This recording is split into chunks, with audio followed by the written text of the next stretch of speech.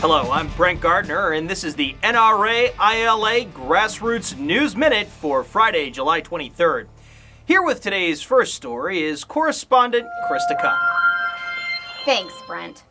Anti-gun politicians have often looked for ways to penalize law-abiding gun owners rather than go after violent criminals. Now, through lost or stolen laws, they increasingly want to punish gun owners who are crime victims. These laws, which have already been passed in some California and Pennsylvania towns, make it a crime if a stolen firearm is not reported to police, typically within 2 or 3 days. In practice, these ordinances place a legal gun owner at risk of prosecution for being the victim of a crime and do nothing to stop or hinder the theft or illegal sale of stolen firearms by real criminals. And now, anti-gun Congresswoman Carolyn McCarthy of New York has introduced H.R. 5736, what she calls the Firearm Owners Responsibility Act, but which would be far more aptly called the Blame and Punish Gun Owners Act.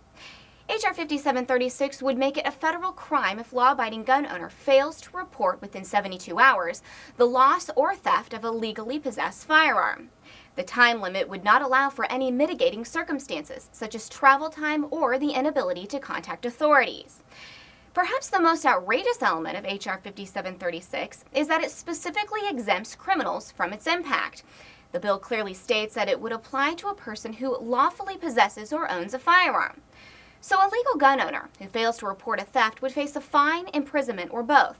But if the thief himself later loses the gun, he would not be required to report the loss and would face no penalty whatsoever for failing to report it.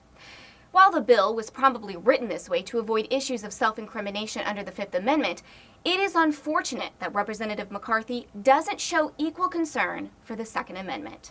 And now, back to you, Brent. Thanks, Krista. As we've been reporting, NRA announced its strong opposition to the confirmation of Elena Kagan for U.S. Supreme Court in a letter to the U.S. Senate. Both her political career in the Clinton administration and her testimony before the Senate Judiciary Committee make it clear that Kagan is a serious opponent of our Second Amendment rights.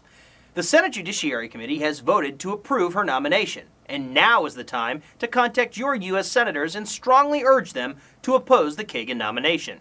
Please be sure to visit www.nraila.org for more information on NRA's opposition to the Kagan nomination, including our latest video and print ad.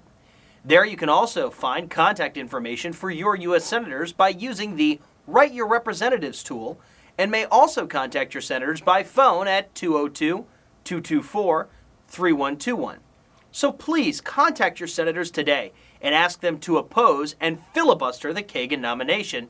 The future of our Second Amendment rights depend on it. For more information on these stories and up-to-date legislative alerts, please visit our website, www.nraila.org. And for grades and endorsements for the upcoming election, please visit our website for the NRA's Political Victory Fund, nrapvf.org.